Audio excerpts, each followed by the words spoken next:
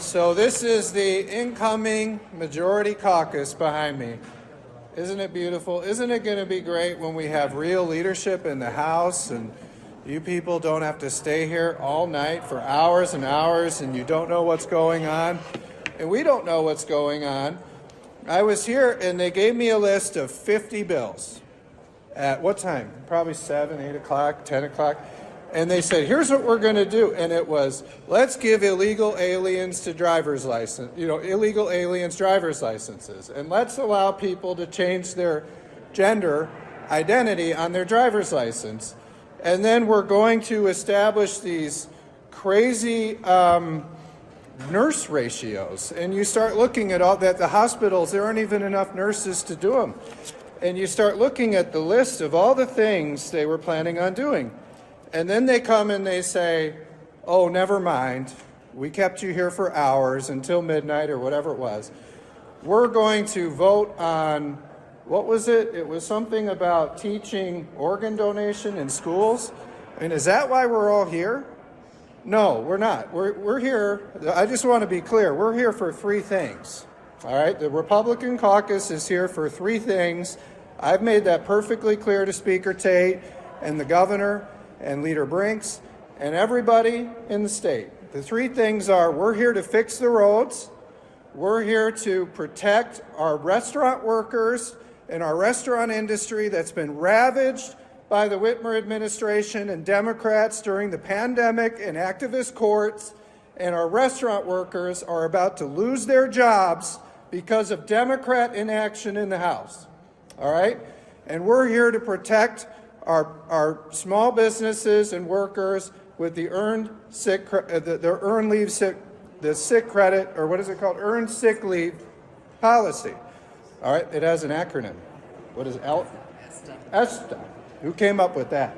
ESTA. But that's what we're here to do. The sick leave policy, the tip credit, and the minimum wage, and fix the roads. These are the issues people care about. And I know with the sick leave policies, there's a lot of unintended consequences of an activist court rewriting the law.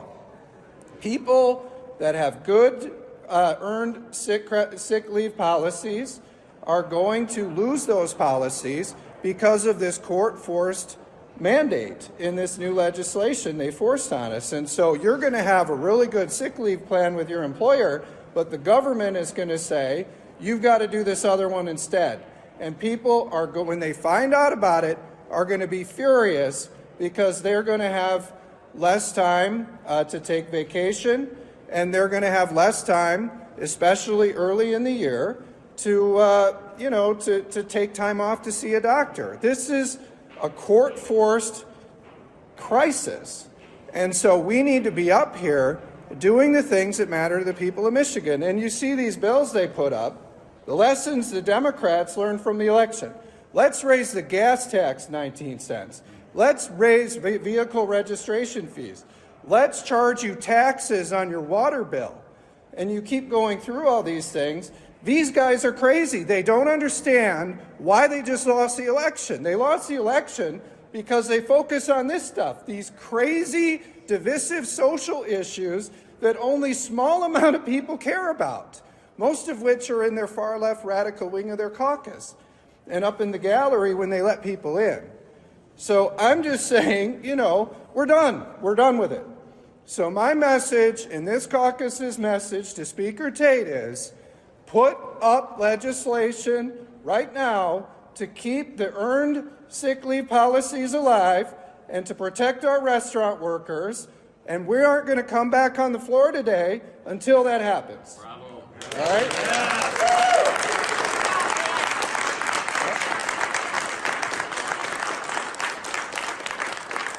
And if there are bills that they put up that will help our roads, that would be a good thing too, all right? But I'm just saying, if they don't do it today, based on our schedule, because of the process, the 5-day rule, which I'll let you guys explain to the public what that is, but because of the 5-day rule in our Constitution, if they don't do it today, based on the session schedule, the sick leave policy, the minimum wage, And the roads conversations, those are all dead. All right?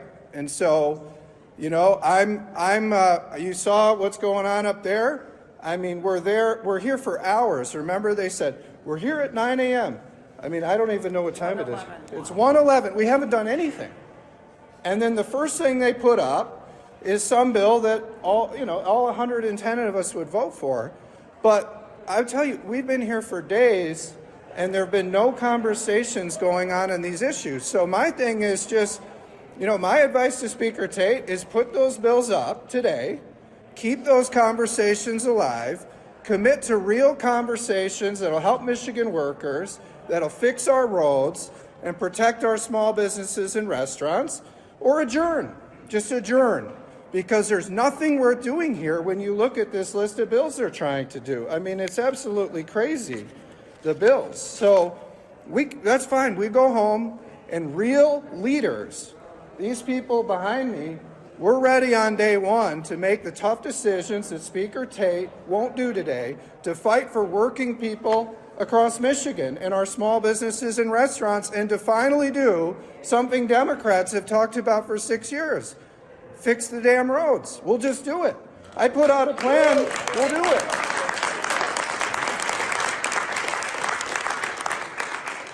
We're going to bring accountability back to state government, and we're going to get value for your tax dollars. I mean, they told me, you see this committee hearing Jim Hodsma had, the election denier, who, how many times did he lose? 3 times? He lost once, and then they retabulated, he lost again, and then the recount he lost. He lost 3 times. And so he comes up here, and he has a committee hearing. He drops a binder on the desk and says, we don't have time for testimony. We're here in the middle of the night. And I don't know if they were letting people in or not, honestly. I don't know. It's hard. They don't tell us why, but half the time they don't let anybody in the room, and then other times they do. Normally when Beth LeBlanc calls them out, you notice 5 minutes later, oh, there's no threat anymore. Interesting. But anyway, I'm just saying, so in this committee hearing that we're in, they go in, they don't tell anybody what it is. They drop a binder on the desk and they say, we don't have time to hear from the public. We're going to vote through, what is it, a $20 billion addition to the state pension fund? 25? See, $25 billion addition to the state pension fund that's going to, but yet these people say, oh, we can't find $2.7 billion to fix the roads. It doesn't exist without raising the gas tax and registration fees and tolling. But we can drop $25 billion liability into the state pension fund, which isn't funded, mostly because of them. So I'm just saying, like, that nobody believes this stuff anymore. So we'll go back to our offices, we'll go out, and we'll come back when Speaker Tate is ready to fight for working people. That's what we're going to do. And if they don't do it, they should adjourn. We'll come back next year and we'll solve the problems people care about. Yes. So that's my statement.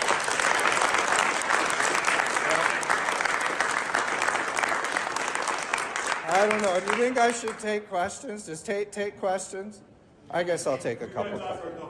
All right. I just, Tate wouldn't take your questions. He's been hiding. Yeah, they should ask Tate questions. I know, but they can't find him. Yeah. Does this act of protest mean that negotiations with the governor and Democratic legislative leaders have stalled out? And if so, what made you all reach this impasse? Well, I guess you would say that. Those of you that stayed last night, and I give them credit, some of you stayed very late at night. And all of your time is valuable. Our time's valuable. The sergeant's time is valuable. You think about them and all the clerks and other people that work around here just to stand around and do nothing all night and all day. We could have spent that time negotiating. No, we just stood that time waiting. So, yeah, I think we've come to that point. The point is this. Today is the last day under our session schedule that something could move under the 5-day rule to keep those conversations alive. So if they're not going to do it, then it's dead and the conversation's ended. That's the deal. And so we're saying put it up today, and then we'll come back out on the floor and we'll vote for it. And we'll vote for other bipartisan ideas too. But if all they're going to do is sit up there and caucus, strategize, keep us here till 10 p.m., and then put up some bill about changing people's gender identity on their driver's licenses, we don't need to be here. What if the speaker doesn't call for Well, I hope you'll point out, if he does, why didn't he do that for Rachel Hood? I mean, Rachel Hood is just sitting in her office all last week, and the Democrats aren't able to do anything. Reggie Miller wasn't here. I mean, how many days? I'm just pointing out, how many days over the last 2 years did these people not show up to work? We were all here on many of those days. When we were in majority, we never had that problem. So I'm just saying, these people don't show up to the work, and they don't call a call of the House. So they're going to call a call of the House for us to come in so they can ram through some bill to give illegal aliens driver's licenses, or to force a national popular vote on the people of Michigan, or to significantly increase the pension liability for the people of Michigan. I mean, they can do that, but then I'd be pretty mad if I were one of those Democrat members and I said, well, why didn't you have the guts to do that to pass our radical left-wing extreme agenda? So, I mean, you did some great job reporting on some of the things that some of his members think, but I don't think they'd be happy if he brought us out on the floor that way, because he never treated any of them that way. They're the ones who wasted this whole year doing nothing, if you think about it. I mean, what did we even do? We passed a budget, they banned natural gas, and that was it. That's all we've done all year, pretty much. Do you have hope for a deal on any of these things, roads, or is it dead? Well, I'll just be clear. I mean, when I'm the speaker next year and these leaders are running, we'll get a deal. And we'll get a deal. And it's a lot easier than the politicians make it to get a deal. You look, 6 years, they couldn't come up with a roads plan. I put one out right away. And it was a very good plan. And the schools were held harmless. And they're going to do very well under the plan. But I'm just saying, yeah, we'll put a plan. We'll pass it through the House very easily on all three of these things. Roads, something Democrats have not done in 6 years. And remember, not one Democrat had the guts to actually introduce the 45-cent gas tax increase. The sick leave policies and the minimum wage. We'll do that right away. It'll be very easily done. And then we'll have real negotiations. And the other thing we'll do is we'll keep people informed, so you guys will know what's going on, which is kind of refreshing with the secrecy around here. Are you open to a 6-month delay in changes to next year?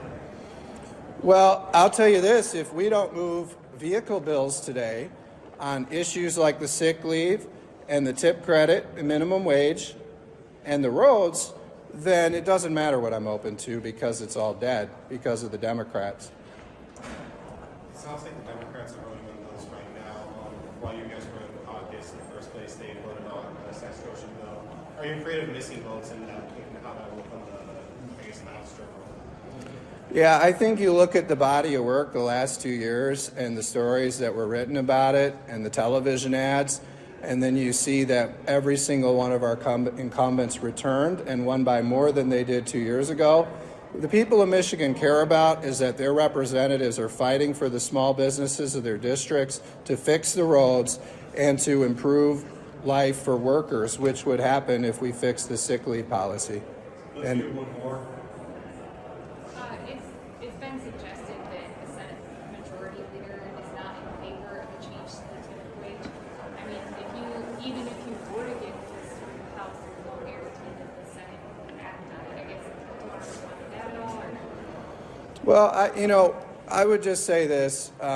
If Speaker Tate doesn't have the courage to put those bills on the board today, just to keep the conversation alive and allow us to negotiate into next week on real issues people care about, like the minimum wage, helping our restaurants, saving tips, improving the sick leave policies so they work for Michigan workers and small businesses, and fixing our roads. If he doesn't have the courage to do that, it doesn't matter what Winnie brings things. When do you want to call? What? Is there a certain time today when you all are planning to drive home and leave Lansing? Well, I think we'll see. I mean, let's hope that Speaker Tate puts the bills up. It'll never happen. But if he doesn't, it doesn't matter because we're not doing anything serious here anyway. I mean, we'll just stand around for the next 8 hours, and then they'll put up some bill that, you know, what will it do? It'll do something that nobody ever even cares about. You know, it'll be like defining the state mouse or something. I mean, that's the kind of stuff these people are doing. Yeah, changing the flag, creating some commission that doesn't matter about, you know, nobody cares about that stuff. And meanwhile, and then they wonder, why have we been here 6 years without our roads fixed? It's because of this stuff. So you're going to see real leadership. Oh, I'm sure Speaker Tate will make a decision before then, you know. So thanks, everybody. All right. Yeah. Thanks, Senator Klobuchar. Senator Kennedy. Thank you, Mr. Chairman. Mr. Arthur, you are with the Center for Immigration Studies, is that right? That's correct, Senator. And that's a nonpartisan think tank, is it? It is, sir. Okay. The border is an open, bleeding wound, isn't it? That's a fair way to characterize what's been going on for the last 4 years, sir. The southern border is chaotic by design, isn't it? Yes, it is. I've been covering the border for 3 decades, and yeah, it's pretty chaotic. Would it be fair to say that the broken southern border is man-made? It would be fair to say that, sir, based on policies that have been implemented. And that man's name is Joe Biden, isn't it? That would be a fair assessment, yes, Senator. Under President Biden, if you wait in line for legal immigration, you're a chump, aren't you? When you look at the benefits that have been given to people and the speed at which they've been released into the United States, I would be chagrined if I were waiting. You're a for years. chump, aren't you? Yes, sir. General, Yes, you sir. believe in open borders, don't you? I believe in the rule of law, sir. Right. And it makes you angry that President Trump does not believe in open borders, doesn't it? Senator, I'm not here to discuss immigration policy. I'm here to discuss whether or not we use the military to enforce it. And it makes you angry that most Americans don't believe in open borders, doesn't it? Not in the slightest, sir. Again, I am not here to discuss the immigration policy. Yeah. Duty, honor, respect, you talked about that Yes, in Senator. your opening statement.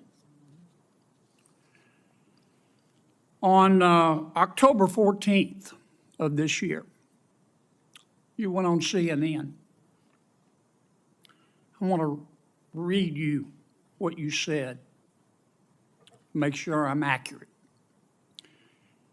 Here's what you said. President Trump is not like any sane leader. I'm very proud of General Milley for saying that President Trump is a total fascist. To Bob Woodward, if he, as chairman of the Joint Chiefs, is calling the president a fascist, I'm so proud of him for breaking that barrier. The challenge is because most MAGA Republicans, they don't understand what fascism is. The reality is that they are, in fact, fascists themselves. Did I read that accurately? Senator, I am happy to discuss my personal perspectives with you separately at any time. That's not the purpose of the hearing today. Did I read that accurately? I believe so, yes. Yeah. You think you're smarter than the American people, don't you? Absolutely not, Senator. I am here to discuss the use of the military as part of this mass deportation. You think you're more virtuous than the American people, don't you, General? Senator, I am insulted by your comment. Duty, honor, and respect. You talked about that in your opening statement, didn't you? Yes, sir. Ms. Moran said, I wrote down her words. She said, by their actions, you know what someone's character is like. You agree with that? Senator, for 35 years, I served my country with absolute honor and distinction, and I will continue to do so. You agree with what Ms. Moran said? Of course. Mr., got a few minutes left. 23 seconds. Well, actually, you let Ms. Klobuchar go well over, so I'm assuming you'll extend me the I'll same. give you the courtesy. same minute I gave to her. You gave it a minute 20. I timed it. You're using. I watch you using like it. a hawk, Dick. Mr. Melnick, Mr. Reichlin Melnick, you believe in open borders too, don't you? I do not, Mr. Kennedy. Okay. On November 1st, 2022, you tweeted, both Texas and Louisiana have their knives out for black immigrants. Do you remember that tweet? I don't, but it's quite possible. What Texans, it's not only possible, it happened. You're not denying it, are you? No, I'm saying, referring What to the Texans? context. Who I are you actually talking don't to? know the Who context. are you talking to about who in Texas had their knives out for black immigrants?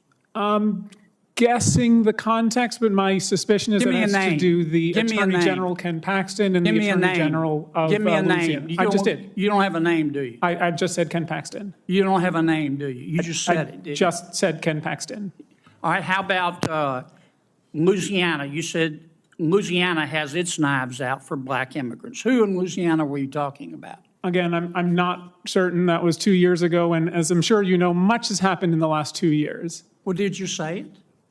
Again, I do not remember the context, But you don't, Senator you Kennedy. said somebody had their knives out from Louisiana for black immigrants, but you don't know who they were? You just said it?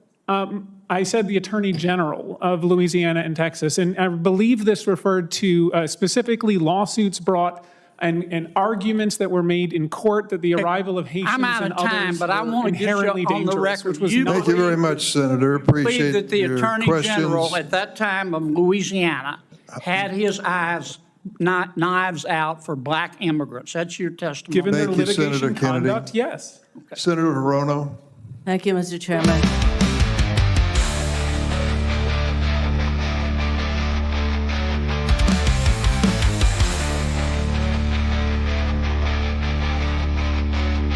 Open your mouth again, 'cause it's spilled from your tongue. Every word a loaded gun. Truth dies when you speak. Think you're so slick. Serpent's kiss in the night. Spin your web real tight. Venom floods the light. When your lips flap, lies fill the room. Darkness swallows the bloom. Can't escape the doom.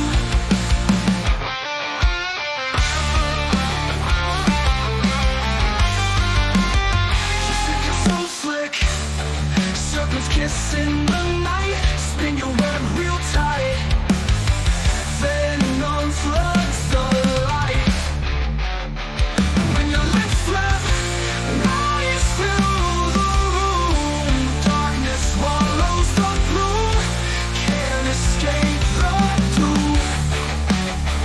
When your lips flap, lies fill the room. Darkness swallows the bloom.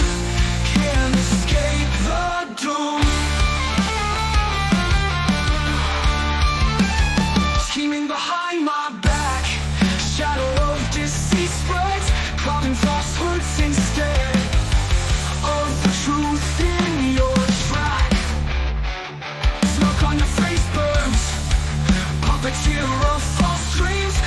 happens